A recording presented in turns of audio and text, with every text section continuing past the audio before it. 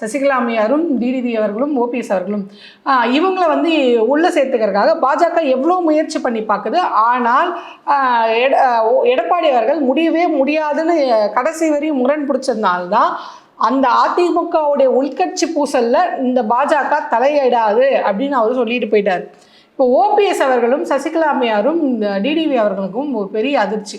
TTV சொல்லிட்டார், எனக்குன்னு ஒரு கட்சி இருக்குது, நான் ஆல்ரெடி என்டிஏ கூட்டணியில் இருக்கேன், அதனால் நான் அதிமுக வந்து ரொம்ப தூரம் அதிமுகலேருந்து விலகி வந்து ரொம்ப தூரம் ஆகிட்டு, அதனால் இனி அதை பற்றி எனக்கு கவலை இல்லைன்ற மாதிரி அவர் ஒரு நிலைக்கு போயிட்டார். ஆல்ரெடி நம்ம உள்ளே தானே இருக்கோம், பெரிய பிரச்சனை இல்லை, ஒரு கட்சியும் இருக்குது நமக்குன்னு. ஆனால் ஓபிஎஸ் அவரோட நிலைமை அப்படி இல்லை. அவர் வந்து ஒரு காலத்தில் முதல்வராக இருந்தவர்.